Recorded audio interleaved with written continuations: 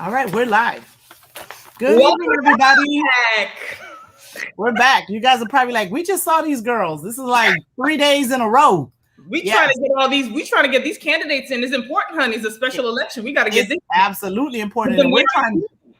yes, it's absolutely important. And we're trying to give them an opportunity for them to develop their platform and tell us everything else. Because I know that a lot of the other clubs are, clubs are scheduling like Yes. groups, and it's 11 candidates in this 11 Democratic candidates in this race. Right. And I've seen at least 4 events where 10 of them are going to be part of a panel. So that's going to be a very interesting thing to see. Hopefully, I'm sure everyone will be able to manage it, but that's a lot of folks to be on the stage at one time. And I've seen them cap the time at anywhere between an hour and a half to 2.5 hours for all of that. So what we do is we provide a platform where candidates come on by themselves and get to develop and speak on their plan by themselves. And you're more than welcome to, I encourage you to watch them in a group format, because maybe that'll give you an opportunity to compare how they feel on certain issues to the other candidates in the moment. However, we will try to address as many issues as we can here, and you can come and see the long version of what their responses would be.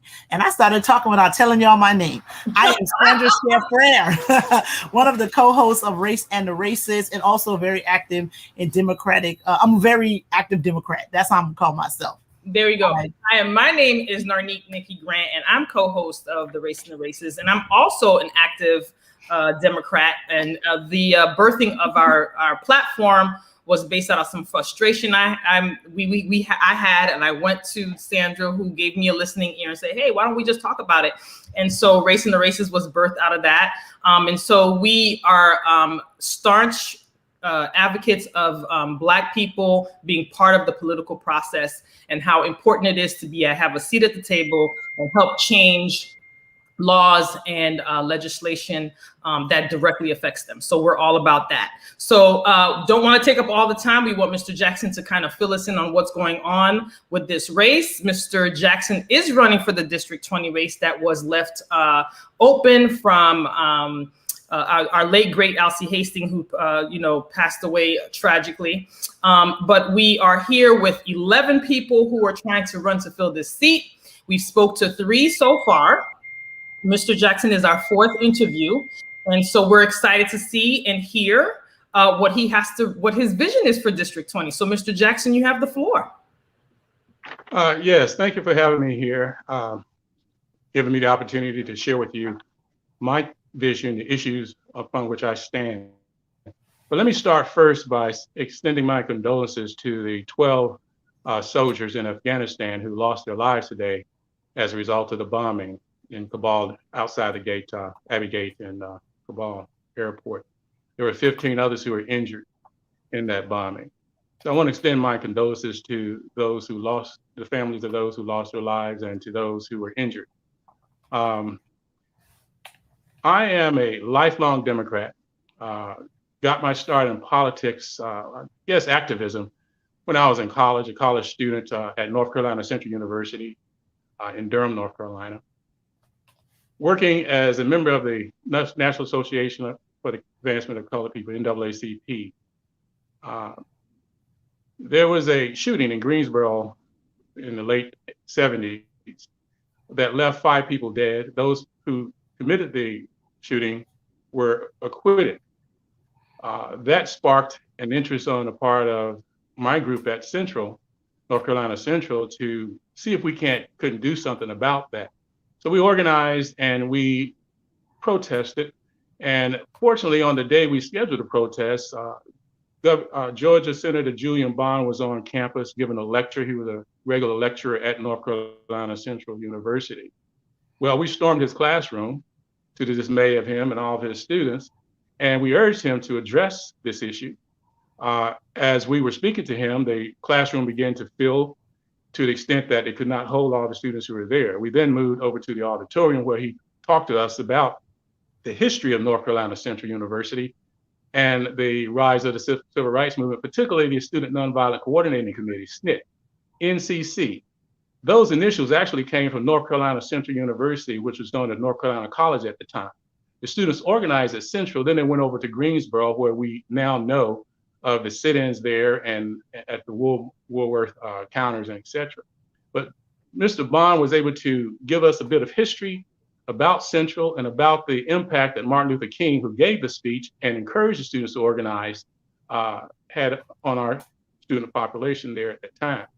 He also urged us to march. And then there was a young man in the back of the room, loudmouth members of the campus NAACP, who shouted, "Let's march now." And before you know it, everybody in the room was saying that. And we led Mr. Bond down to the center, down from the stage to the front of the crowd. And we began a march that took us down to the downtown Durham, where we asked to speak to the state attorney, Mickey Mashaw. Mickey Mashaw wasn't in the office, but he was able to come by the campus later on and address our population. He also talked to us about the importance of student activism and how we were part of the history of North Carolina Central University and an important part of that. And he pledged to us that he would continue to fight and get justice. And we pledged to continue to work along with him to get justice for those who lost their lives. And eventually those people were convicted of violation of the civil rights of those persons who they shot and killed that day. So that is where my activism actually began as a college student at North Carolina Central University. I was hired back in the 1980s, 1983 to be specific, to work as a college professor at the age of 25 here at Palm Beach State College in Palm Beach County. I taught sociology and political science there for a number of years. And while there, I was the first African American to run for US Congress, then District 14, primarily because there was no opposition to our congressman. There was no voice for our community to express our needs or what we needed in our community. I was too late getting into the race to run on a regular ballot, but I did run as a write-in and was able to voice some of my concerns, particularly the Lake Okeechobee algae blooms, which continue to persist as an issue today, and some of the other issues that affected the poor and the needy across this county. Of course, I didn't win that race as a write-in. Write-ins rarely win these races. I think one of the only write-ins to win a congressional seat was, Strong Thurmond. This was years ago. That got me started on the political scene. I then got involved in a redistricting process that led to the development of Congressional District 23. And rather than run in that district, I chose to run for the state Senate. I ran for state Senate District 30. L.C. Hastings ran in District 23 against a very strong opponent and another friend of mine. I chose not to get in that race because I was concerned about splitting the vote. Thus, I chose the Senate race. Of course, I lost my race for the Senate. L.C. Hastings did win his seat. And in the next following redistricting process, the district became District 20, the seat for which I'm running right now. After spending a few additional years at Palm Beach State College, I then took a vice president's position in Illinois. I was senior vice president at Illinois Central College for 2 years. And while there, I had the opportunity to meet Carol Mosley Braun, who was the first African-American female US Senator. Mm-hmm. She was at that time seeking to run for US President, making her the second woman to run for African-American woman to run for US President. She, of course, did not win that her primary. I also had the opportunity to set up a brown bag lunch for a very feisty state senator at the time, who was elected to the U.S. Senate, and he actually became our 44th president, Barack Obama. After leaving Illinois Central, I took a position as dean in Northern Maryland, where I served on a number of leadership councils, including the Higher Learning Commission for a newly elected Governor Martin O'Malley and Lieutenant Governor Anthony Brown. Anthony Brown is now a congressman out of that district. I had the opportunity to work with Anthony Brown and others on base realignment and closing, and work with then Secretary of Labor, Tom Perez, on some labor issues. As we were closing these bases, we needed to make sure that those who were leaving the service had job opportunities and their families had job opportunities as they moved from Fort Monmouth, New Jersey, down to Aberdeen Proving Ground, which was in Harford County, Maryland, one of the areas that we provided educational services for. So what I'm sharing with you, the reason I'm sharing this with you is to let you know that my experience is not only local here in Florida, but I've also had experience on the national scene in Illinois and in the defense and science corridor in Northern Maryland as a member of the Northern Maryland Technology Council and the Cecil Leadership Council. So I have extensive experience not only on local level, state level, and the national level. I also was one of the go-to people for Governor Lawton Childs and Buddy McKay when they were in office. When they were coming to town, I would get a call to assist in terms of organizing events and et cetera. Also organized an event for Bill Clinton's brother when he was campaigning for Bill Clinton during his first election at the Kravitz Center here in Palm Beach County. So I know the players both locally and nationally, and I've been involved locally and nationally for the past 40 years. Now, my primary issues in this race, what got me off the couch, I retired back in 2014, actually completely retired in 2016 after taking a part-time job back at Palm Beach State College. I retired from the military in 2014 and came back to Florida and began working again at Palm Beach State College and chose to retire completely in 2016. So I've been sitting on my couch for a few years now, but I noticed that there are candidates who were offering positions that I think run counter to what we need in our district and what we need in our country, particularly a universal basic income. That is a Republican idea, and it goes back to Milton Friedman, who advocated this in the 60s and the 70s. They tried it with a reverse tax that ended up, I think, bringing on the recession that we experienced in the early 1980s. I think that is a program, this universal basic income is something that will lead to the elimination of a lot of social programs that we currently have in place and we've come to depend on, particularly for our poor, middle class, and our needy families. It would eliminate or require a reduction in what we spend in terms of Social Security. It would eliminate the Pell Grants that many of us depend on to get through college and university. It would eliminate SNAP, which helps feed our families. It would eliminate a number of programs, Medicare, Medicaid. In other words, it will cost us much more than we would gain just to get $12,000 a year. It is not worth it. We cannot afford it. The U.S. takes in about $3.4 trillion annually. That program, if we gave every adult who is over 18 to 64, $1,000 a month, that program would cost us $4 trillion, and we only bring in 3.5, which means we would then have to tax on top of that. Well, Andrew Yang, when he was proposing this, suggested that we add a value-added tax. Well, the value-added tax we all know is regressive. It's going to hurt those poor people when they go to the counter to buy goods at the store. So what we would end up with is a lot more money being paid on the part of people who can't afford to pay it in taxes. And we would end up with a loss of various social programs that we really need. So one of the things that got me off my couch is the fact that I feel we need to stop this. Initially, it was a conservative Republican program coming out of conservative Republican think tanks. And now I find that some Democrats, progressives, they call themselves, which I love them all. But at the same time, I think they're misguided in this instance. They need to hear the truth, what it's going to cost us. And I intend to provide that voice because I've been providing a voice for the poor, the needy, those in our communities that can't provide a voice for themselves for the past 40 years.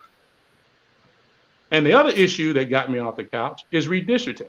I noticed that 5 of the people who held public office, 3 of them in the state legislature, 2 on the county commission in Broward County, chose to get in this race. I don't understand that. And as my friend Alcee Hastings would say, What the hell are you thinking? What's on your mind? We need you in those positions to defend the gains that we've made in terms of getting folk elected in the first place, and to draw districts that would allow us to elect even more people of color. And here you are in a race, I think, because of your own ambition. It's okay to be ambitious, but at the same time, you have to consider the populations who elected you. We elected my representative in the state legislature in November. He then took the rounds and leave the position. Now he's in this race. Who am I going to speak to?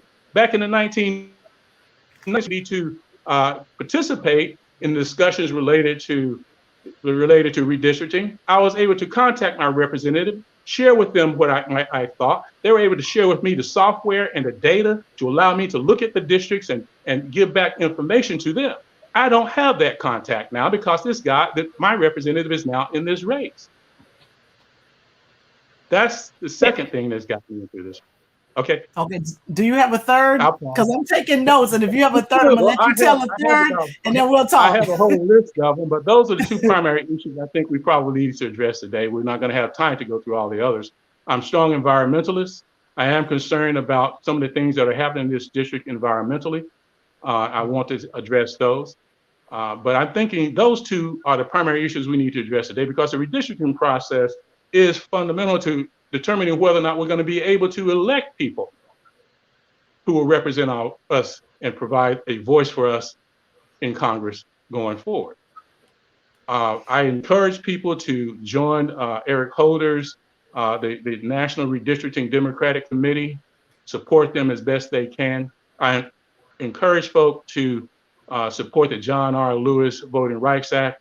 Fortunately, the lower house of Congress has approved and passed that, but we still have a battle in the Senate to get it through.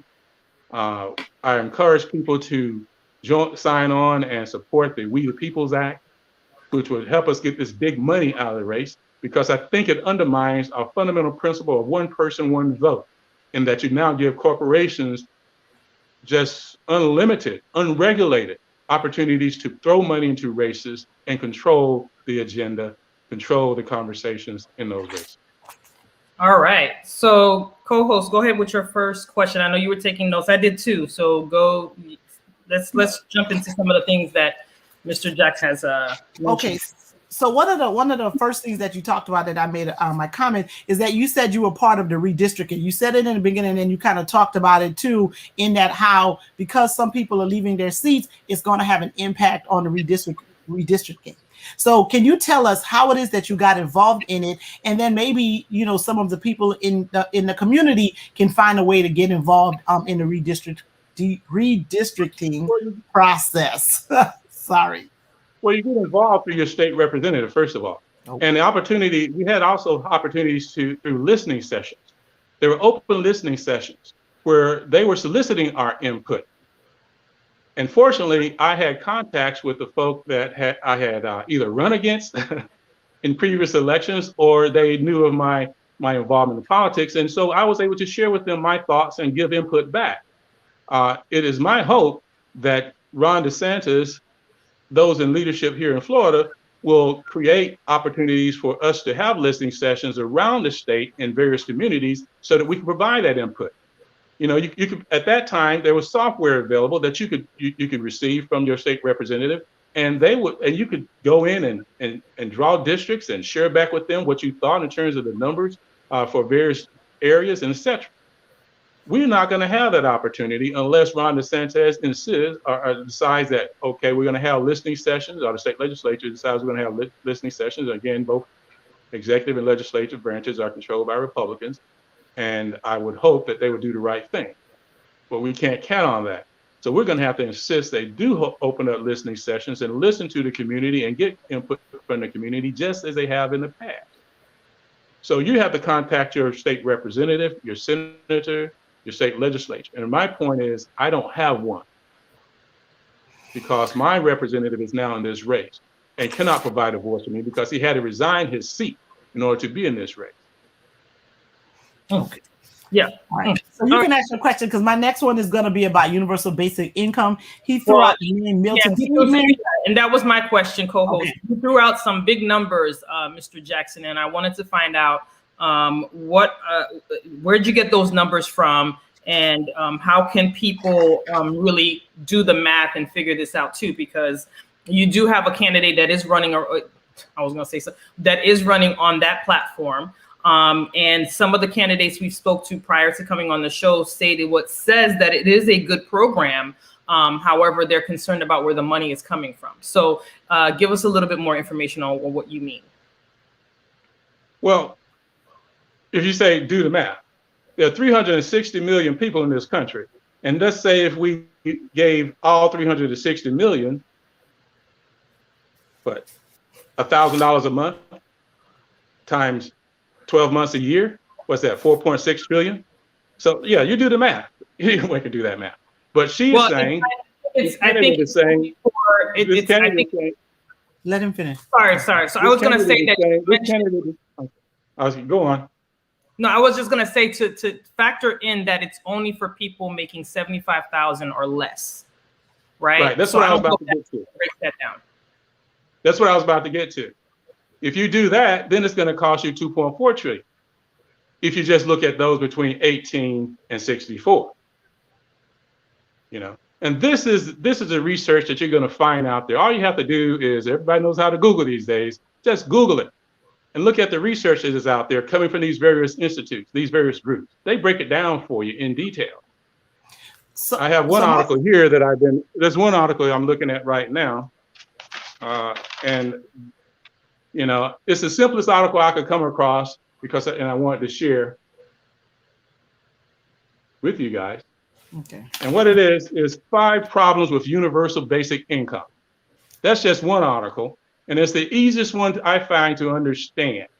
There's some others that are more complex and get into a lot more detail, but this article just breaks it down for you, what the Republicans, what the conservatives want to do, and how they want to pay for it, and what some of the progressives want to do and how they want to pay for it. Either way, it's going to cost you tremendously in terms of additional taxes and loss of existing social programs like Medicare, Medicaid, Pell Grants, etc. You got to decide, what do you want to give up in order to get $12,000? Whether the conservatives are saying $13,000, well, what about health care? Then they say you give $3,000 back for your health care. So now how much does that leave you? You see? So either way, you get something on one hand, they take it out the other. Where does that leave us? Right back where we started. Hold on to existing programs that we know work. We know Social Security work. We have to find a way to keep that solvent beyond 2034. We know Medicaid work. We're now looking at how do we make a Medicaid available to all through a public auction. Okay. We know the Pell Grants are important for higher education, particularly for those of us who come from poor or low income families. We know Medicaid works for children who have issues, health issues. And there will be no funds available for those children if we do this UBI.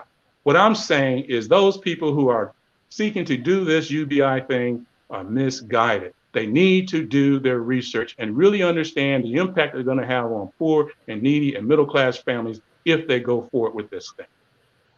Okay, so I do have a question. You threw out the name Milton Friedman. I believe you're talking about the economist from the University of Chicago, which is my alma mater. The conservative economist, the same one who brought us trickle-down economics, or what is called voodoo economics, you know, during the Reagan administration. Same guy. Yeah. Okay, so I am familiar with that. Do you think, and you did give a number about, you know, the government takes in $3.4 trillion in taxes a year, and then the program. This number is 2017, 2018 number. It may be slightly higher now or lower because of the fact that we gave people tax breaks under the previous administration. And that's the question that I have, right? Is because I believe that part of the reason why the United States isn't collecting as much money as it should collect is because corporations don't pay most of them don't pay taxes, right? Because of all the tax breaks and all the, the tricks that they can play with the, the way numbers are not really the numbers when you get into a certain income bracket. So it's always a concern about how do you pay for things for poor people, but then rich people manage to get all of that stuff paid for. So if an administration was really willing to tax people properly, would this be something that would that we could fund? It would not fund UBI completely. Because even if you tax them more, you will not get enough money. No, tax them period, because they're not paying. Well, even if you tax them period, you're not going to get enough money to pay for it. I haven't done the math on that particular thing, but I have looked at it. A lot of people are saying, well, cut defense spending. Well, I'm a retired military guy, and I know that there is some inflation in that budget. I would, as my best guess is that there is some inflation in that budget. But if you cut that budget by a third, you would still need to increase taxes by 52%. If you were to draw taxes from the wealthy and from these corporations, you would still need to draw in another 73%. And this is all coming from the articles that I'm reading. I'm doing my research because I saw this thing and I said, this sounds like the same stuff we tried back in the 70s with the negative tax initiative, which didn't work. So I've done my research on this thing, and what I'm finding is that no matter how you slice it, we're going to have to pay more taxes. We're going to give up programs. And every major institute, even the conservatives, say the same thing. Even the liberal groups that are advocating for this say the same thing. We have to decide, what are we going to give up? We can't tax the rich enough to pay for it. We can't tax the corporations enough to pay for it. We can't cut the military budgets enough to pay for it. It just can't be done that way. We have to stay with the programs that we currently have in place and build on those. If it means taxing the corporations or getting them to pay fair taxes, yes, that will help us keep Social Security solvent. It will help us keep the Medicaid program going and allow for a public option and etc. We can help fund those things by those taxes that you're speaking of, and perhaps reducing the military budget. We can help fund those things, but to do this thing, UBI, totally across the board, it would bankrupt us. So part of the reason why, that's one of the ways in which individuals are saying that we should, we need to provide that, universal basic income is because they're trying to figure out a way to get Americans out of poverty. Right. So we have like a very small percentage, like 1 or 2% of Americans have like about 50 or 60% of the wealth. The number may be even a little bit off, but we have so much money on the top and very little on the bottom. And that's one of the solutions that's being offered to try to get folks out of poverty. And when we have poor people, we have some very poor people in the United States. So what would you propose to address, the poverty that we have? Because something has to give. Like, I'm not going to get into fairness, right? Because, people will say favor ain't fair, but something has to give in order for us to address the poverty that we have in the United States, which should not exist, but it does.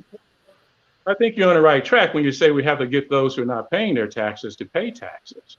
That will help. But the solution is not the UBI.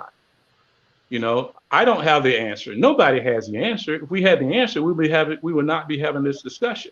I can just point out to you. People may not be willing to make the sacrifice. I don't mean to cut you off, but I'm like, there's an answer, right? But are people willing to do what it takes to make that happen, right? Because I really don't think there's any excuse for, people in the United States to be hungry to the point where they have to steal to eat and then end up in jail and then stay in the cycle of poverty. Especially since we have the farmers who can bumper crop and produce enough food to feed the entire world. There's no need for anybody in this country to be hungry at all. Exactly. And even when the pandemic started, they couldn't transport the food. So instead of figuring out a way to transport the food, they destroyed it all. I'm like, that's what we do in the United States. Now you're getting down to logistics. If we chose to, we can make the right decisions to make sure that everybody is fed and nobody goes hungry in this country.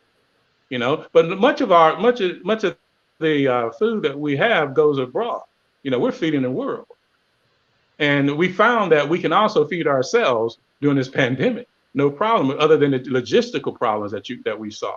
And those can be solved.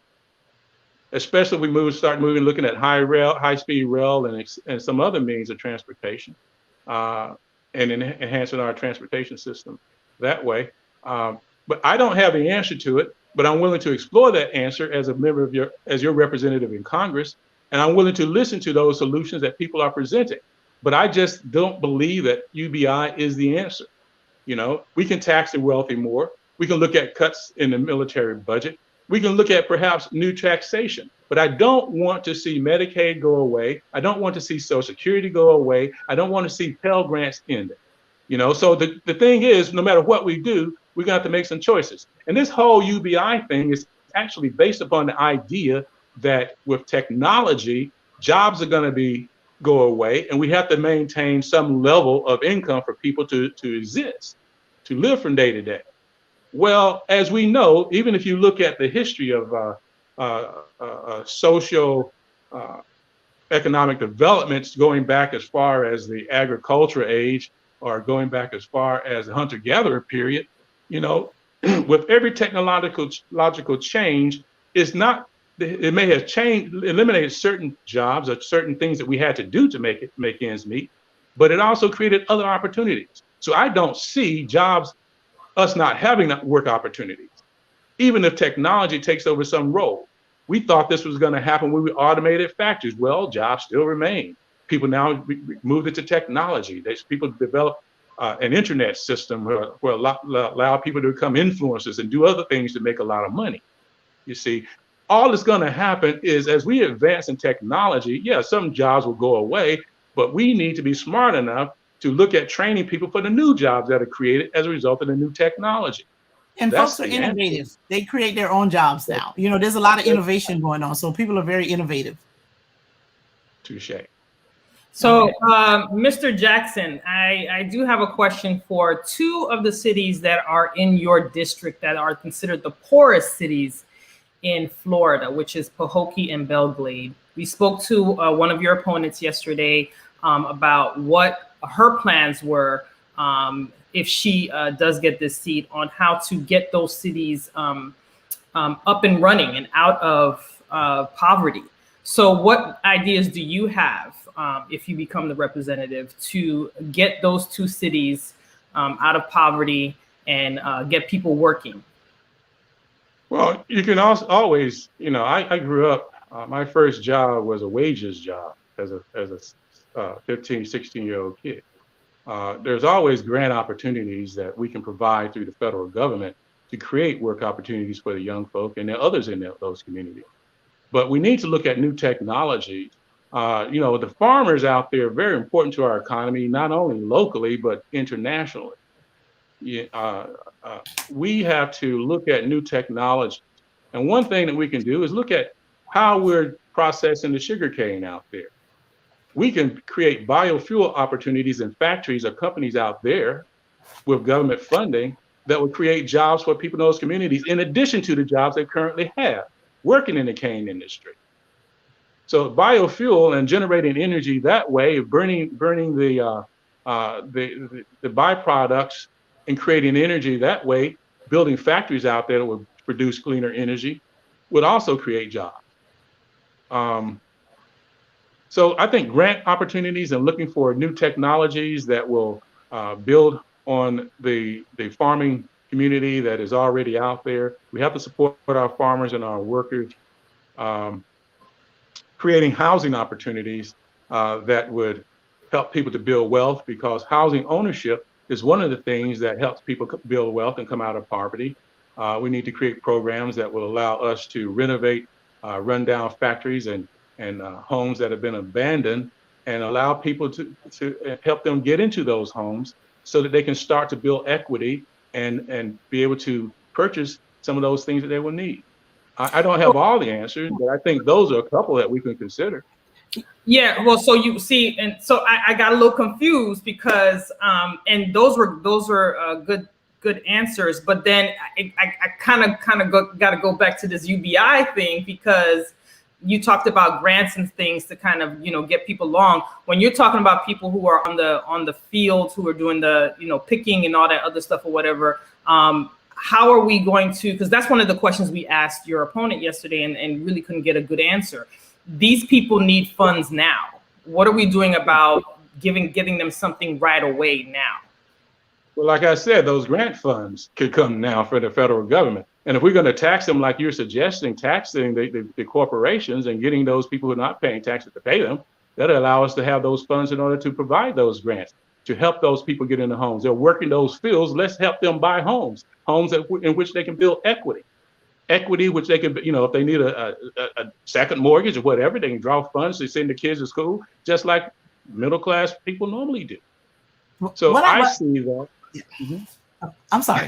I don't want to go ahead because I'm just like, well, it sounds like they should own the land that they're farming, right? Because when you have like people that are farming land that they don't own, one of the other candidates that spoke, he was talking about how a bunch of us are just a bunch of indentured servants, right? We're like working, and just not getting out of any situation and not owning. And I know it's one thing to own a home and all of that, but we had a housing crisis. I knew a whole bunch of people that had houses in 2003, 4, 5, and by the time 6, 7, 8 came, they were losing their homes, right? Home ownership used to be the thing, and it ended up being an absolute nightmare for folks, right? And I don't want to get into the game is rigged and like why that happened and all that kind of stuff. But yes, home ownership used to be a way that a lot of people would have wealth, but then it kind of didn't. It's just it's not that right now, right? Part of it because of pricing, inflation, all of these different types of things. But the original point that I wanted to make about like, yes, if you have farmers that are working land,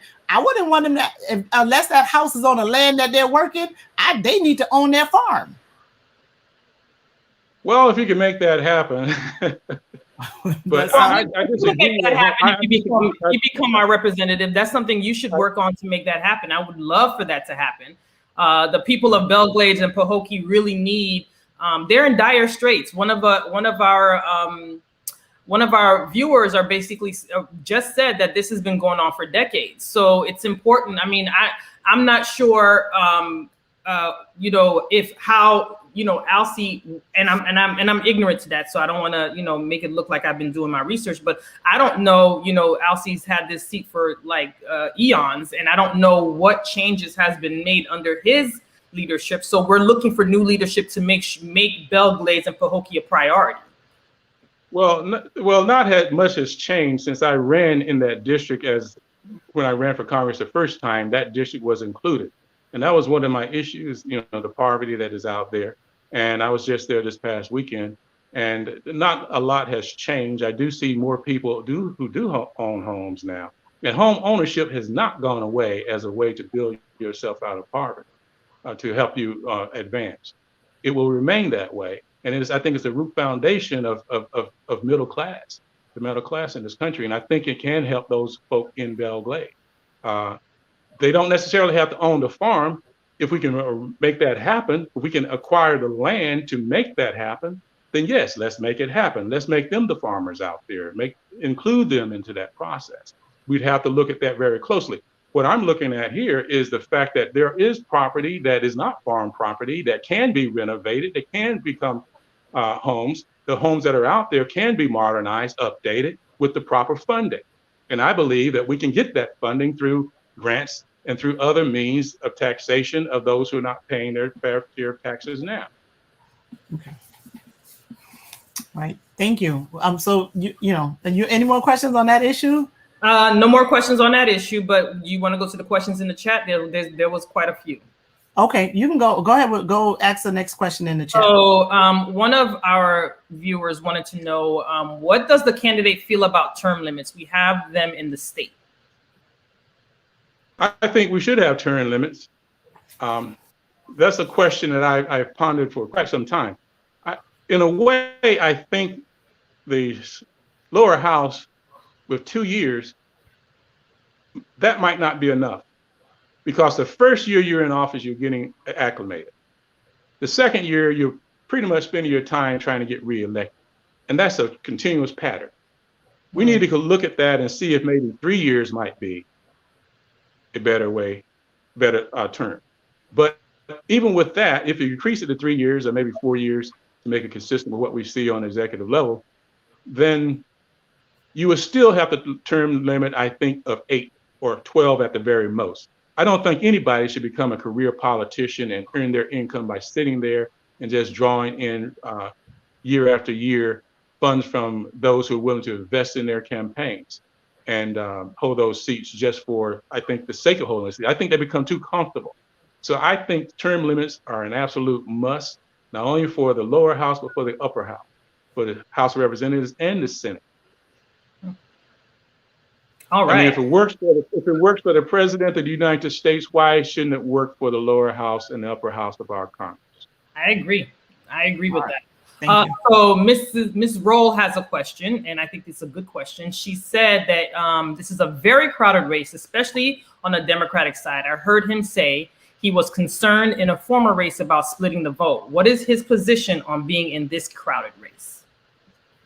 Well, this is a Democratic primary of sorts. Even though it's a special election, it's a Democratic primary. So we're not splitting the vote between, say, libertarians and Democrats and Republicans. We're actually just looking at Democrats here. And there will only be one Democratic representative on the ballot come January 11th and one Republican. And of course, you could have write-ins and you can have others who are running nonpartisan, but there will be no chance of splitting the vote between the Democrats in this particular race. Okay. All right. So the other question that I have is that we know that the John Lewis bill passed in the House, and we're hoping that it passed in the Senate. Your opponent mentioned yesterday that when we asked the questions about what do you think can happen to make what do you think you can do to kind of help it along in the Senate? One of her responses were that you got to check with the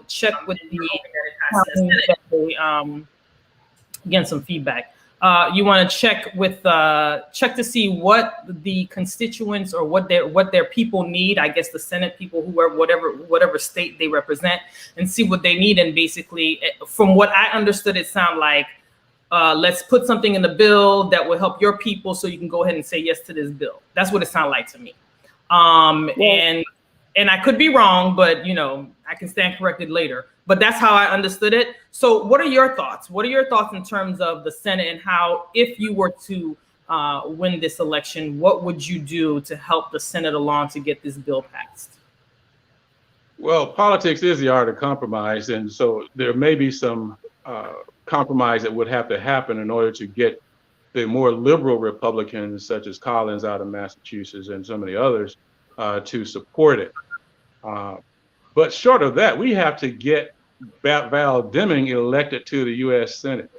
We have to get Marco Rubio out of there. I don't know what the guy is doing. I haven't seen him speak up on the immigration issue when that was being addressed. He basically became I don't know. I'm looking at Cuba now, and I don't see him standing up there. I see them throwing stones at Joe Biden and what he's not doing. What I want to know what my state senator is doing, particularly when we have such a large Cuban population in this state. And I don't hear a thing from him.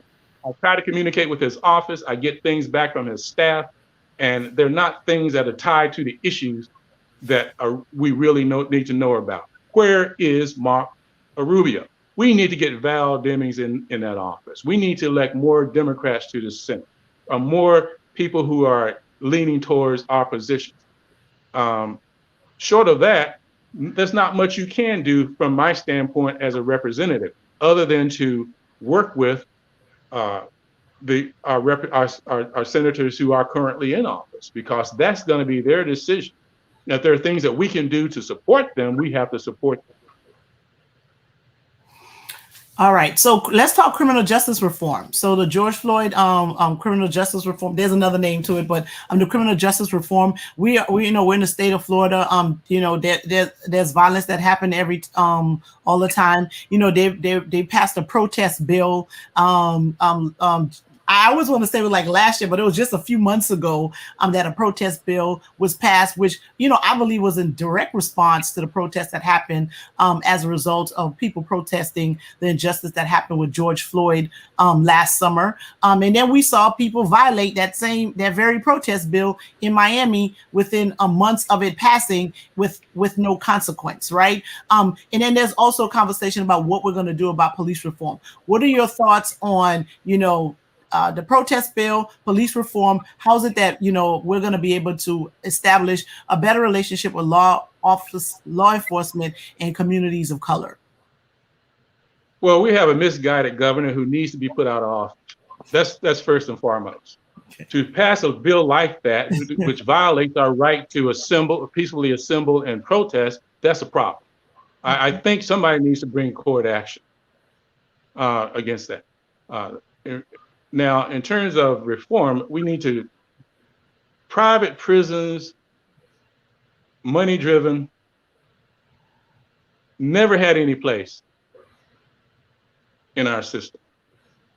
I can remember years ago when I first started working at Palm Beach State College, and my supervisor at the time, she's gone now, but she was also a Palm Beach Post writer, and she would write about these issues. And we happened to have a discussion in her office one day, and she says, "Phil, I am concerned that one day the only way we're going to get to see a black man, a black male in this country is to go to a zoo." Well, we built those friggin' zoos under the guise of privatization, and we need to eliminate private prisons, first of all.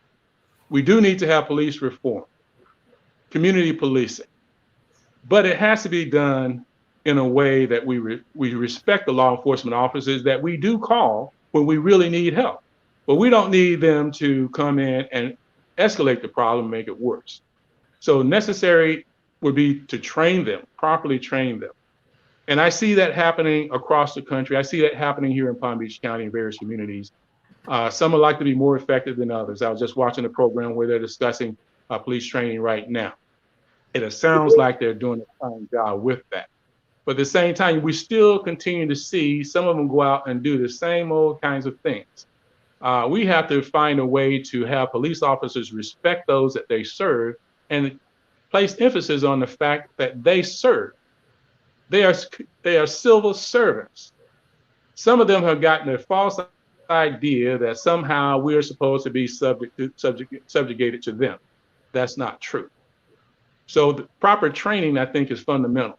And bringing people in the community together and to discuss these issues and having a good relationship with police officers is very important. I grew up at a time when if I got into trouble, my brother, my sister got into trouble, the police officers, my parents knew, they'd come to the house and say, "Guess what your kid did?" And it was a small town in North Carolina, a farm community. I grew up farming. I was picking peppers and bell peppers and whatever they had to pick from season to season. But we knew the police officers. Our parents knew those police officers. We worked together as a community. What has happened to change that? We need to explore that too. But I think the training is fundamental, and changing the laws is fundamental, and doing away with these private prisons has to happen. Thank you. Awesome. Thank you. So listen, Mr. Jackson, we want people to visit your website, learn more about. No, I had an environmental question before we wrap it up. When we start dropping websites and stuff, that means it's time to go. Sorry about that. Because because we're gonna have some people talking about folks who's taking money from Big Sugar, how you getting your campaign funded. So are you taking corporate money? I know Big Sugar is a problem. I think we got an algae problem happening in some of these waterways because of Big Sugar. What are your thoughts on that, and how do you plan on addressing that issue for the people in District 20, or working with others in different parts of Florida to address that particular issue, because it's not just a problem that we have here.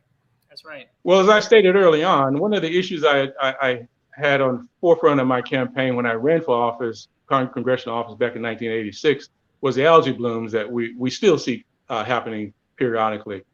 There are different reasons for that, different causes of that. It's not just farming. There's some of the things that we're doing in our neighborhoods and our communities. No, I'm not taking any corporate money. as this campaign goes on, you're going to find that this is a poor people's campaign. And a lot of the people that you see on the street corners who hold up those signs and I work for food, you're likely to see them holding up Phil Jackson signs. That'll be I work for Phil Jackson. And you think I'm joking, but I've had these discussions. You know, I have people right up the street from me right now. When I go through those intersections, they say Phil Jackson for Congress. Why? Because I talk to them about that. You know, I'm not trying to draw in big bucks because I think you don't need to have big bucks in order to win this election. You need to have a smart strategy, and $30,000 to $50,000 to do it. You know, these people who are bringing all this money in, I don't understand that. And no, I'm not taking money from any corporations, from the sugar industry. But, you know, I support farmers and I support those workers. And we have to find solutions together for the problems that are affecting our communities. We can't do it separately. We can't fight each other and find solutions. We have to find common ground. Otherwise, it's a zero-sum game. Yeah, I like that response. Thank you. Thank you. Any more questions, co-host? So he talked about what happened in Afghanistan, and then unfortunately the loss of lives. So I do want to ask, like, what do you think of Joe Biden deciding to just say it's time to go, we're out? Do you agree with that strategy? Should he have done it a different way? That's how it looks. That he just said, "Okay, yo, let's go. We done." That's the perception. We have to understand that this drawdown began with Donald Trump.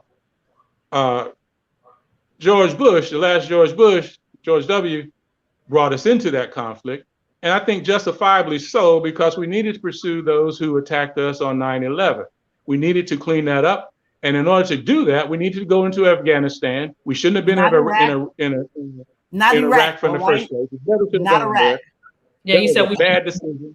Okay. But we needed to pursue those who attacked us on 9/11. We needed to pursue Al Qaeda, and I think we were right to try to deal a blow to the Taliban, who gave safe haven to bin Laden and the Taliban. But once Barack Obama's and Navy SEALs, who I'm very proud of, were able to go in and take out Osama bin Laden, I think we should have started to draw down then.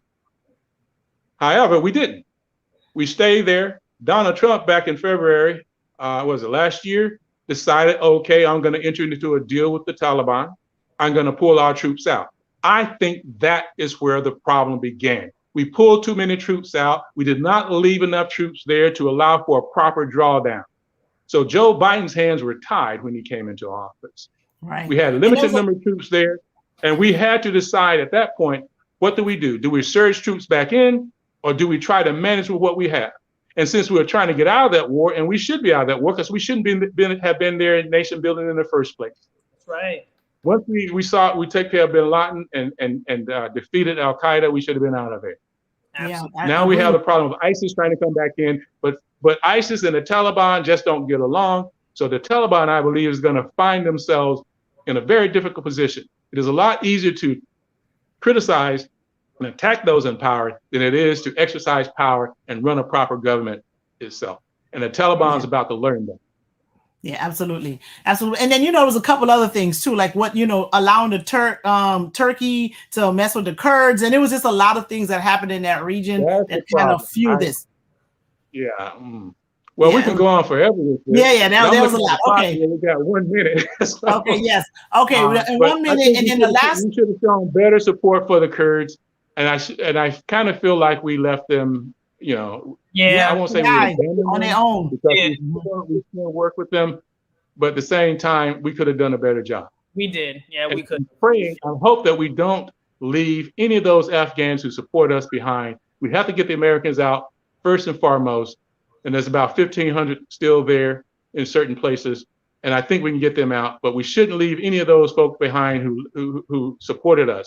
But we have to consider the fact that when we bring out a Taliban family, we're not bringing out just mom and dad and sister and brother. We're bringing out generations of people. Yeah. Thank you. All right, co-host, wrap it up. All right. So, Mr. Phil Jackson, can you please and if you'd like to support our troops in Afghanistan, go to my website, philjacksonforcongress.com, and support our USO. philjacksonforcongress.com. And where they can, are you on any social media that we can find you on? There's a Twitter account, Dr. Phil Jackson 3. It's Twitter, and Facebook is just go to my webpage and you can hit Facebook through my webpage. All right. Is there a donate button? Do you need volunteers? Are they all on your website too? On the website, you can donate, you can volunteer. You can allow us to put a yard sign in your yard. You can also post a digital yard sign by downloading the one that I have there. All right. So go to my website, philjackson.com. philjacksonforcongress.com. Make sure you type it up exactly that way, because if you don't, you're going to get Phil Jackson, who's a basketball coach. I had to struggle with that and had to work that out with Google so that we don't get Phil Jackson popping up. Every Phil Jackson, the basketball coach, popping up. He does pop up because we were looking you up and that's what happened. Yeah. And it's for Congress, keep it all together, philjacksonforcongress.com, and you'll get to me. Is it for FOR or the number 4? FOR. Okay. All right. We got it. Okay, Mr. Jackson. Well, thank you so much for joining us and giving us your time, letting people learn more about the opportunity. And I just want to say hello to my people back up north who are also watching this right now. Got lots of friends in DC and the northern United States.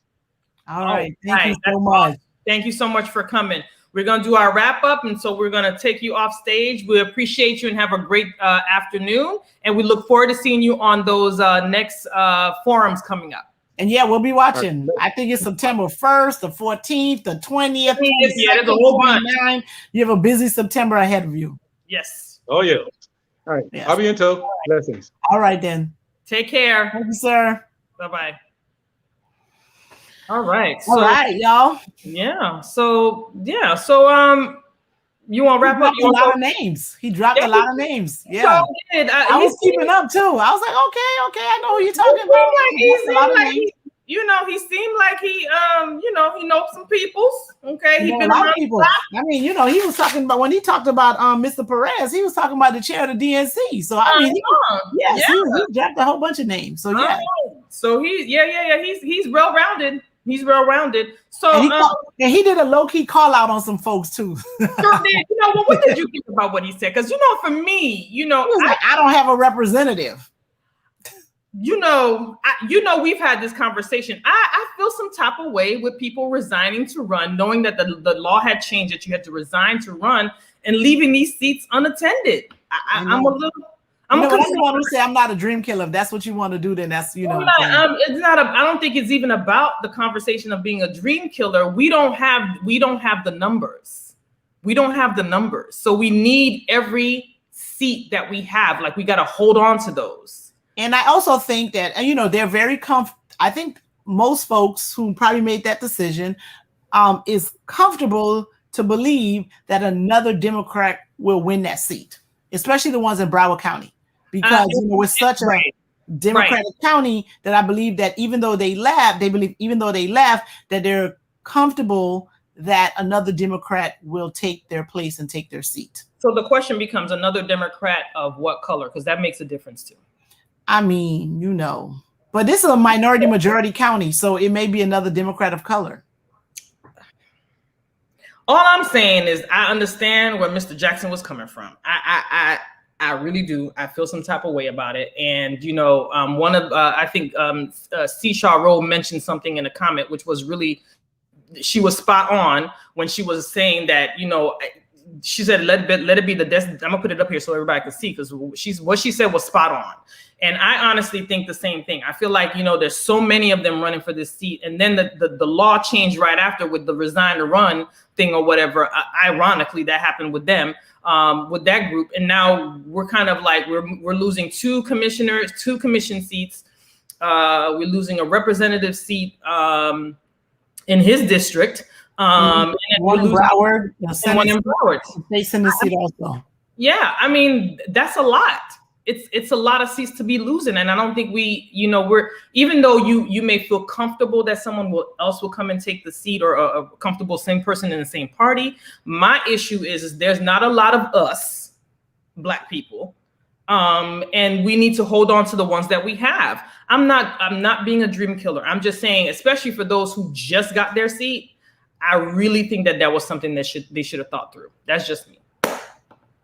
But it wasn't like the person when you say thought it through. I mean, no one expected for the congressman to pass away within months of being elected. I'm gonna stop you right there, ma'am. I'm gonna stop you right there. You cannot say that nobody anticipated the congressman passing away. He came out, he said he had stage 4 pancreatic cancer. Even though we may not have known what the prognosis is, based on his age, there was that real possibility that he would not that he would not be there to take. So those individuals should have not ran for the seats that they have right now in anticipation that the congressman was going to pass away? No, what I'm saying is before their term ended.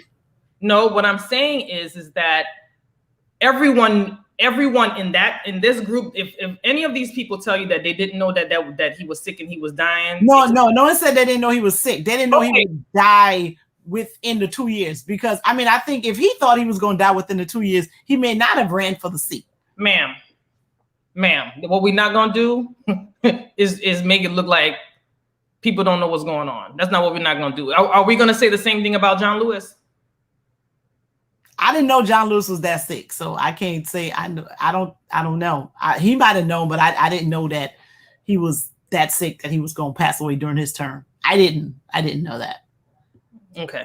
But I'm not, I don't live in Georgia, so maybe the people in Georgia did, but I didn't know that. All I'm saying is that there was knowledge. That's all I'm saying. Okay. And with that knowledge, if you run for an office that you just got in, you haven't even been in a year yet, I don't know what the thought. And I'll ask. Whoever that is. We do. One of those candidates that falls within the fact pattern that Dr. Phil Jackson discussed. Right. We're speaking to that candidate on Monday, and we will ask that question. I'm going to ask because I want to know what the thought process was behind it. And maybe I just don't know. And then maybe, they can explain it and I can kind of see what the perspective was. Because that person actually beat an incumbent. Yes. So yes. That part too. Yeah, that part.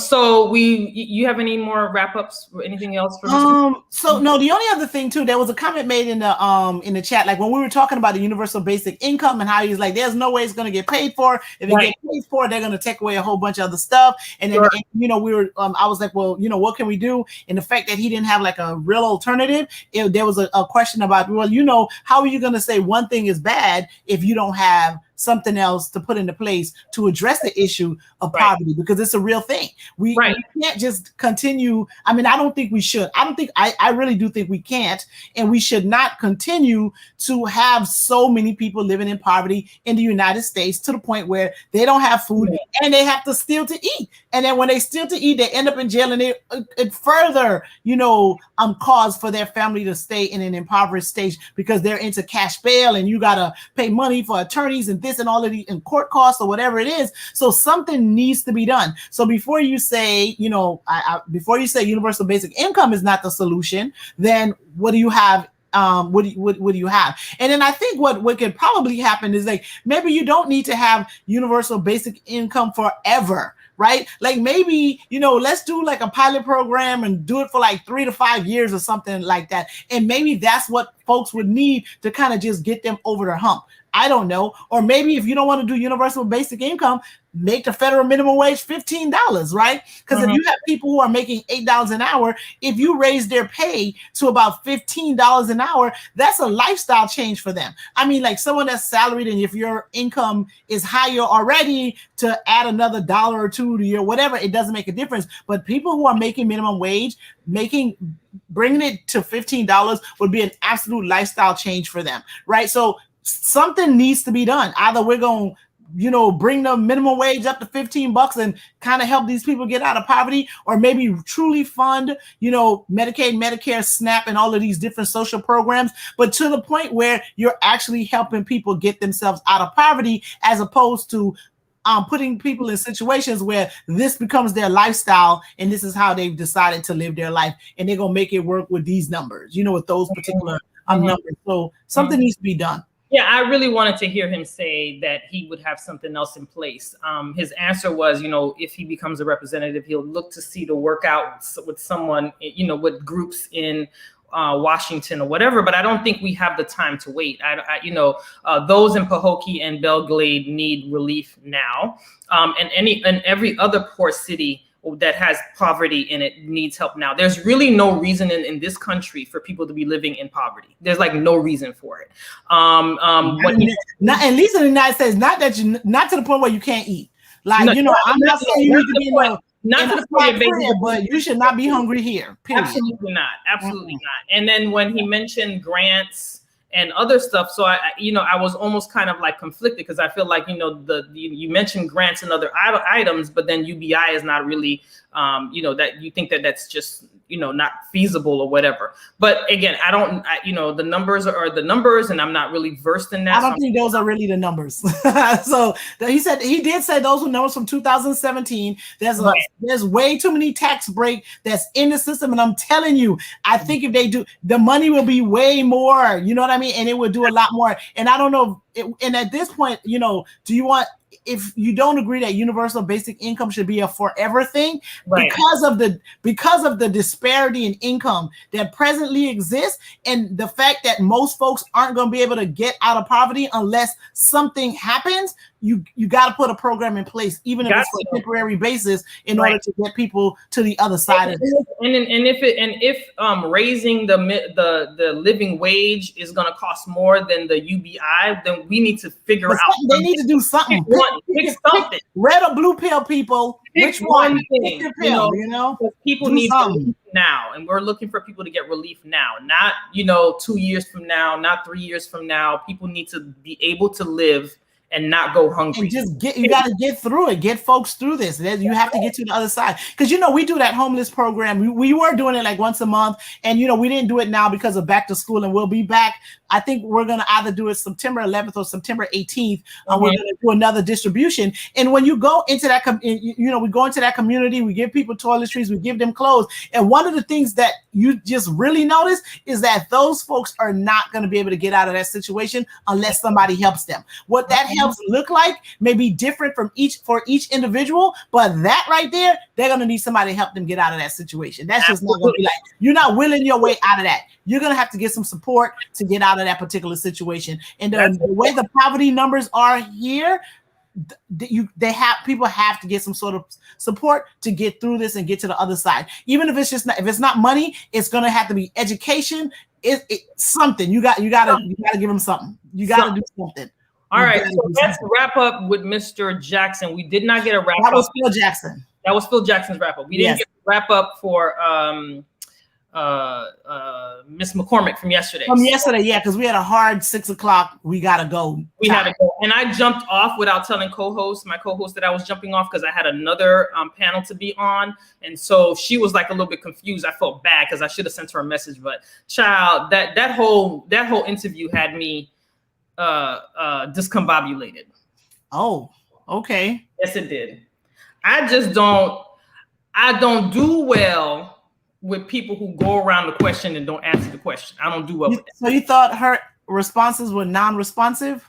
I did. Okay. I did. Did you think her answers were non-responsive? So I think my issue with the answers is that they were long.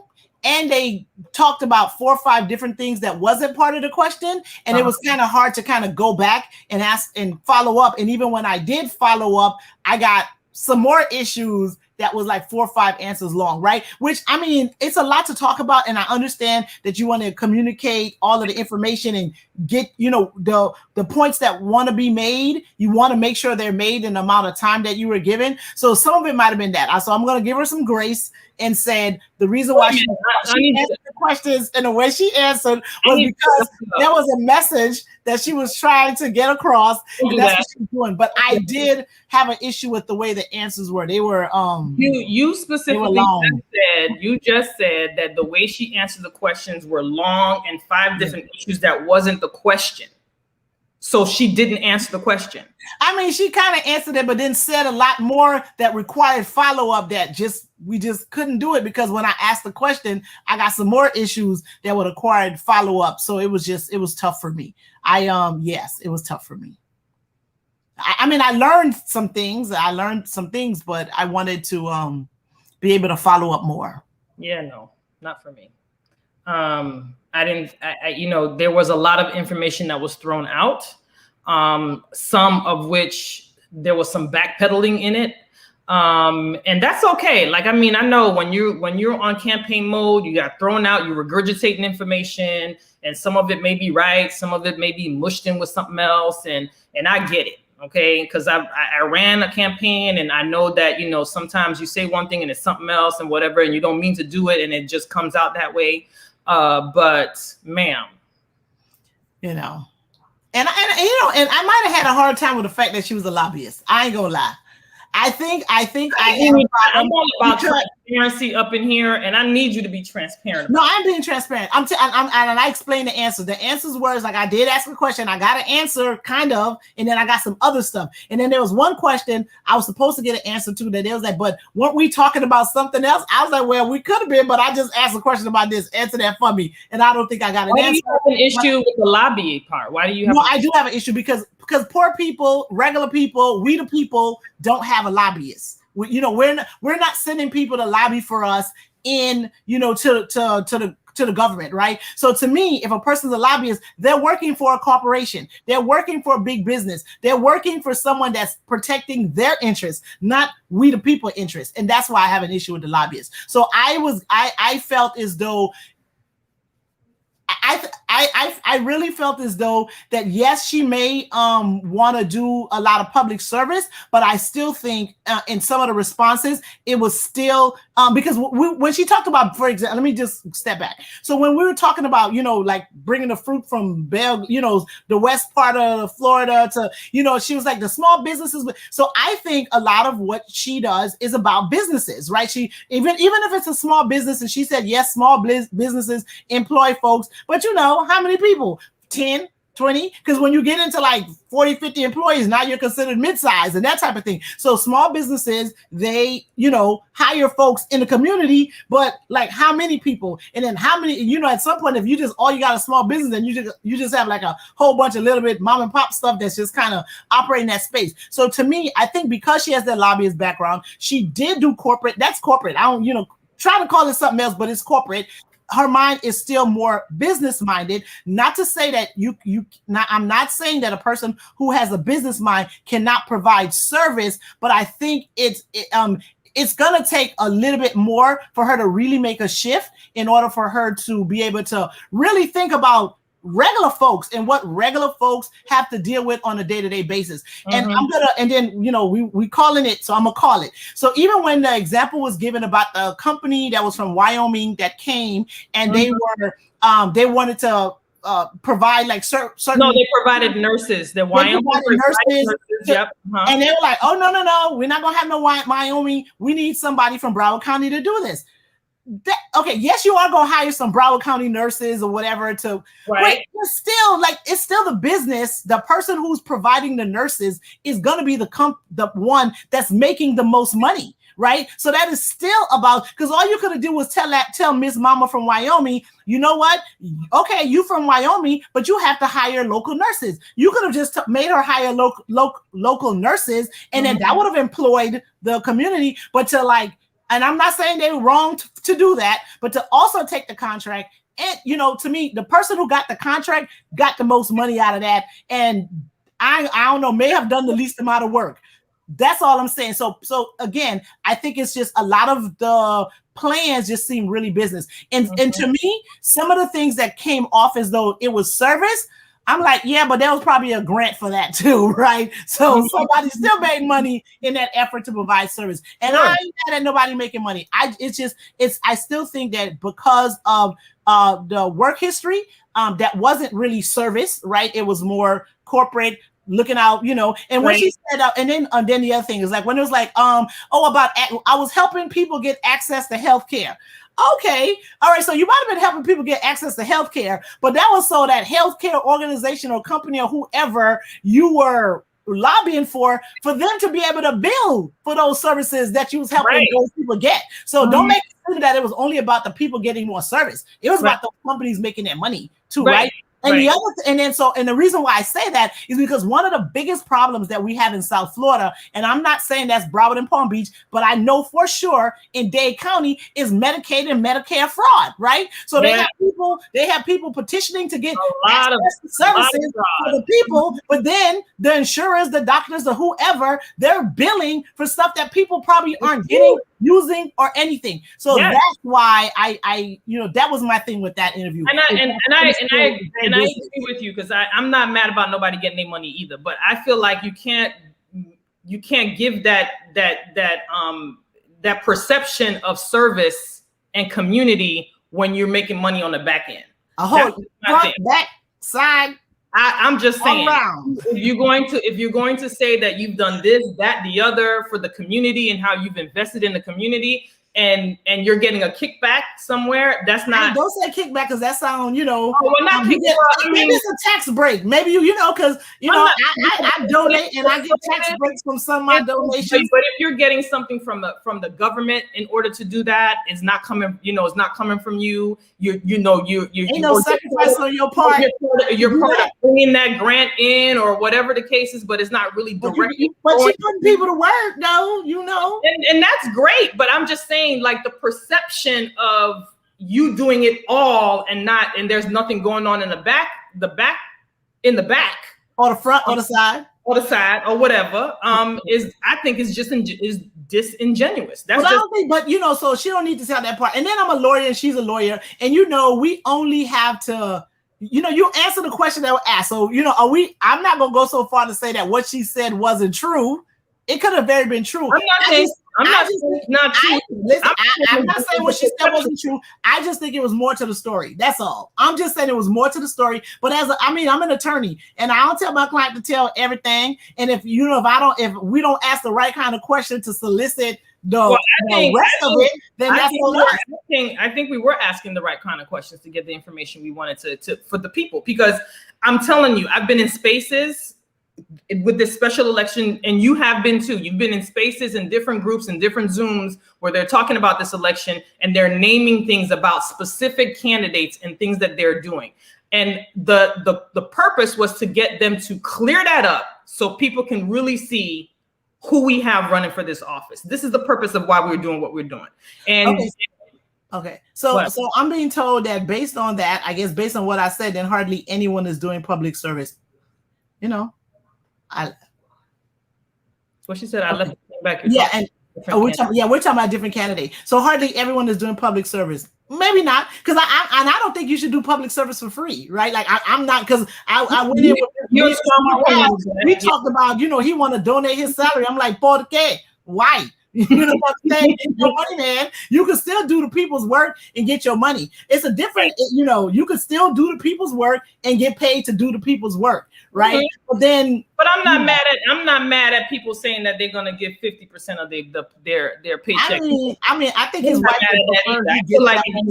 stay home. I don't look at you no type of way if you want to do that. You know what I'm saying? I'm mad at him, but I'm not mad at him. But since I complained about someone else saying they're doing that, and I'm like, that's because you afford to do this, so it's nothing noble, right? Mm-hmm. So then I can't say something about Anna in Miami and be okay with Emmanuel doing it. I got a problem with it. I got a problem with it. Well, I have a problem with it when it's people who are multi-million-dollar, like loaded, and it's clearly like they're loaded. Like people like Bloomberg.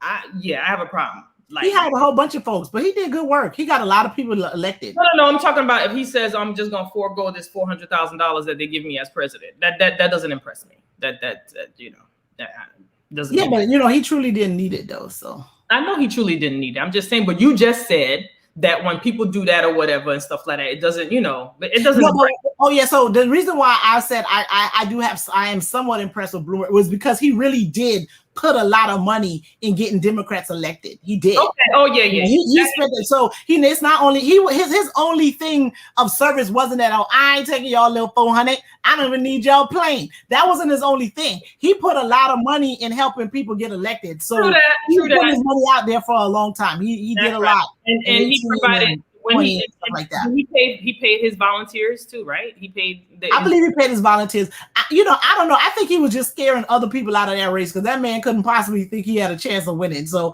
I think he did that to make some of them people be like, listen, y'all can't handle this.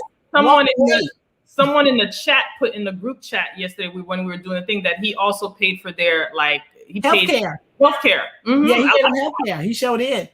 I think he did that to make other people get out the race. I think he did it to narrow the field because he's like, oh, you trying to waste your $3 million in Florida? How about I spend $100? And they were like, well, dang, dog, let me just go ahead, and he narrowed that field, Well, so we didn't get to wrap up, so we wrapped up with Sheila Shefferless McCormick from yesterday. After that show, we got off. I had to get a drink, and okay. I had to get a drink. It was a lot. It took a lot out of me. I even went into my next panel thing on some other stuff. I was kind of and I hope when she does the other panels, maybe because she doesn't have as much time, the answers will be more direct. Because some this space works for some folks, but not all, right? So there's some people, they need more time to explain and develop what it is that they want to do. So this may work for some, but not necessarily for everyone. She may do better in panels where she only has like 2 minutes to answer the question, or 1 minute, or whatever they do, and the answers will be maybe more concise. I don't. Okay, I have no words. But anyway, I have no words on that. You the one who said the woman. You was like, it's the year of the woman. I didn't say that. I'm holding you to it. We have you can hold me to it, and I'm going to tell you. We have another female candidate. We're going to interview Commissioner Dr. Barbara Sharif. Yeah, after yesterday, at 6:00. Yeah, after yesterday, I don't know now. I just don't know. Well, we have another female. We have Commissioner Dr. Barbara Sharif, September the 8th at 6:00. That's going to come speak with us. Priscilla Taylor, we're looking for you. Come talk to us. Priscilla, because we sent you messages, sis. We didn't. Because I think still wants a woman in this seat. I didn't say that part. I did. I'm looking for the best qualified candidate. I hope the next one can restore my faith. And renewed. Miss McCormick, this is her third time running for the same. She's consistent. Running for the same seat. So, Okay, and for folks who support her, listen, you'll have your reasons. Again, I think maybe this was not the proper platform for her. She needed, something with maybe less time to answer. Why do you think it's not the proper platform? Because I think, I believe I should have done a better job of stopping the answers in order for me to do the follow-up, for her to be able to develop what it is. So I think I have to take some responsibility for that, for allowing the answers to go for so long, because so many things were raised that I wasn't really able to follow up like I wanted to. So well, things were raised because they weren't answering your question, and it wasn't contextual to the question either. That's something that the candidate wanted to do. That's just my feeling, because I believe that she's a smart woman. I believe that she's a very intelligent woman. I believe that she can hold her own and defend herself. And the fact that she went around the merry-go-bush and brought up 5 other issues instead of that, y'all. I'm leaving you out there. You asked the question. She brought up 5 other issues or 4 other issues, and didn't really answer the question. I didn't say she did. I said she answered the question and said some other stuff that required follow-up, and I did not do a good job of stopping and doing enough of the follow-up. And then we had a hard stop at 6, so I should have managed it better. Okay. That's my story, and I'm sticking to it. Leave me alone. Okay. No problem. I respect that. Even though I severely disagree with you, but okay. Okay. She was running against a household name. Black folk tend to vote by name. Yes, they do vote name recognition. That's true. That's absolutely true. Oh, what she's Yeah, yeah. She was running against. Oh, yeah. They do name. They do name recognition. Why I mean, many years ago, like that happened to me one time. I was like, this will never happen to me again. Right? I went in. And I didn't know some of the candidates. I was like, oh dang, right? I was like, well, that sound like a black lady name, right? and I was like, I would never in my life do that. And that's part of why I got involved with, letting people know who the candidates are and introducing to them, because people go in and vote, they take one of the cards from outside, not knowing if they really believe in the person, because someone said, oh yeah, vote for these people, and they go and they vote and they don't know who they are. And that was one of the main reasons in 2020. I was like, no, we need to interview these candidates, give people an opportunity to hear from them and see what they're really about, because folks should not be going in there voting for somebody and they don't know anything about that person. And I did that once, and I felt like horrible. I was like, I will never. So I have a network of folks I call, and just in case if it's somebody, I'm like, yo, do you know this person? What do you know about him? That type of thing. And so, yeah. And that's the beauty of also them sending us the sample ballots ahead of time, because then we know what's on the ballot, so you can prepare for it before you go and vote. Mm-hmm. Well, this is a special election, so their name. Joe Scott, I need a sample ballot. I think we got to apply. The other thing that we keep forgetting to talk about is that House District 94 seat is open. I think SD 33 is Perry Thurston's seat 33. That one's gonna open. I'm not sure what a Amari seat number is. That's gonna open, and we heard that they're gonna appoint everybody. The commission seats. The commissioners. Those spaces will be appointed. So yeah, so 3 seats are gonna open up, and there'll be candidates for those 2. Elijah Manley is running for House District 94. Yes, he is. And again, I think that I think is real problematic with this resign to run part. It's problematic for me. Yeah. Really, and Seashore Rose says she used to ride around the neighborhood. That's in her early 20s. Ride around the neighborhood and look at the signs. So to see who to vote for. That's why, yard signs are a thing, And yeah, and now it's to me, it's like, no, we gotta, and even like, one of the things, who said that? Oh, it was Dale Holness that talked about how like the toughest judges are black female judges. I'm like, that's what we doing, right? So part of that is like, yeah, you don't want to just vote for someone because of their color, or their gender, because they may not align politically with you or ideologically with you. So yeah, you need to know about them. But I didn't like that he said that. Okay, well, I want to stick on that. Did you get any feedback from anybody else about the Dale Holness interview? You just trying to keep me in some mess. I was just asking because I got feedback. I was just asking. I don't think that was his best day. That's all I'm gonna say. And I think some folks agree with me that was not his finest moment. And it seems as though I think he came on there thinking he was about to check us, and I don't think that went well. A lot of women felt like it was extremely. Yeah, I think he came to check us, and he did not realize who he was coming to talk to. I guess. I don't know. I think people keep forgetting that they somebody says Michael Karn and Joseph Eglit. For District 94? They're running against Eglinton. I think his father was some sort of elected official. Okay. His father was they're running something like that. His father was an elected official too, I think. Okay. And then Michael Karn, you guys know him. I don't know him, but I've seen him. I don't know him either. I think I see his face floating. But I think he was a commissioner too at another in a city, and I can't remember which city, but he was a former commissioner in a city. So they're running, and that's against Elijah Manley. Okay. Elijah Manley ran against Bobby DuBose in 2020. He did. I'm impressed by that young man. Is all I'm gonna say.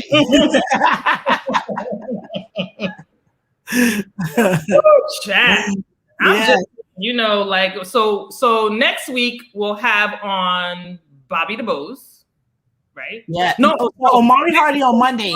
Hardy first on Monday. Yeah, and then Bobby on Thursday. Bobby DuBose on Thursday. Right. And then the following week we're gonna end our series because we try to get in touch with Priscilla. Can't get in touch with her. Priscilla Taylor. facilitate. Perry Thurston's office, if anybody from Perry Thurston's office is listening, yeah, schedule with us. I sent messages. Hopefully you're able to do it. And then if not, it's okay. We'll try to see if we can catch you on those forums. And kind of hear where you're coming from. I know he's a staple in the community. It would have been fun. Parkway, right? Yeah, I think it's Parkway. Yeah. So I'm excited to talk with Omari next week. I'm excited to hear from Bobby DeBose. He's a member of Gator Nation. Here we go. We bleed orange and blue around here. Okay. You and your Gator Nations. Okay. Gator Nation all day. All right. Isn't he a member of a fraternity? I think he's a Kappa Alpha Psi.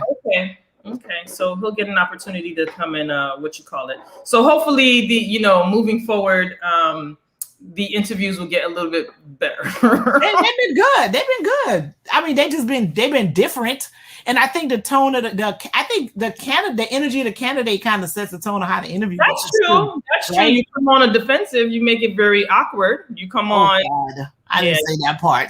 I just said the energy. You come on defensive, you make it awkward. You come on there like you know. And Mr. Morale, we had a good time with him. He was cracking up. There was that he was just as natural as he wanted to be. And I think when people see the real people and how they really are, you're drawn to them. You know what I mean? So y'all need to get it together coming up on here or whatever. All right. Thank you, Dr. Phil Jackson, for coming to speak with us. It was a pleasure. It was absolutely it was. All right. We learned a couple good things. Yes. I was like, I know the people he's talking about. He was dropping a lot of big names. Yeah, he was dropping those names. I was like, okay. And I was actually in Illinois when Kara Mosley Brown became the first Black state senator. Okay. That was my year. Those were my years in Chicago. You perked up when he said that. Because I remember her. She used to come. Yeah, she came on campus. Did you take a picture of her too? I might have a picture of her somewhere because she did come on campus. I was in Chicago at the time that she was running. Then I did get to meet her. Very, very impressive. So I think he said he met her when she was running for president, but I met her in the late 80s, early 90s when she ran for Senate. He said that he helped in her campaign. I think that's what he said. When she ran for president, but that was after she was a state senator. Oh. She ran for U.S. Senate. That was after she was a senator from Illinois. Yeah. Well, I mean, he dropped some good names. You know how that is. Yes, he did. And when he was talking about mental freedom, I was like, that's University of Chicago too. He's a Nobel laureate in economics, the person that he was talking about. Yeah. So I was like, okay, you really talking about Chicago today. That's why I was kind of like, yeah, Illinois. I really think that many of these candidates are, they're qualified to kind of, I mean, it would be nice to see them go have a debate with the wits and see how they do or whatever. But we'll see because they have forums coming up, so maybe they're going to. Yeah, and the last thing, I was smiling all day, and when he talked about Lawton Childs, right? So Lawton Childs was the governor of Florida when I was in law school at the University of Florida. In my class, we were the last ones to have our degrees say just the University of Florida. His signature is on my law degree because shortly thereafter, Levin made a big donation to the University of Florida College of Law, and the law school was named after him. So everyone thereafter, their degree says University of Florida, Levin College of Law, but mine's just straight up say University of Florida. That's right. And Lawton Child signed my degree. That's why I was in there like, I'm loving this. Yeah, so that was it. Went down memory lane too. After that, but yes, Lawton Child signed my degree. And mine got University of Florida on there, no Levin. I'm mad at Levin. Levin got, he made money suing Big Tobacco. So he sued. I ain't mad at that. I'm not mad at that. Donated it to the school. So I ain't mad at that. That's good. Yeah. That's good. All right. Well, people, we'll see y'all next week. Yes. After our final round, we'll be back weekly every Wednesday, giving out updates. I'm telling you, we got so much caucasity that's been left behind. All the caucasity belongs to Ron DeSantis. Okay, he owns the caucasity corner because clearly this man has just. How you gonna? Let me just stop. I can't. Dude. How you gonna sue? Schools are closing. More kids are getting COVID. Yes, And you got all the schools. school. You finna sue, bruh? Like, don't you see the writing on the wall? It's telling you to let these. Okay. I'm just saying. I can't. You got to go. Vote blue in 22. Okay. All day. Vote blue in 22. And Val Demings, make sure y'all get her into office. Yeah. We're gonna start promoting her too. Because Rubio, that's a whole nother one doing Girl, nothing. I gotta go get a drink. I can't take it. It's just, all right. Night with that Good night, everybody. Thanks for hanging in there with us. All right. See y'all next week. Okay, bye-bye. All right, bye.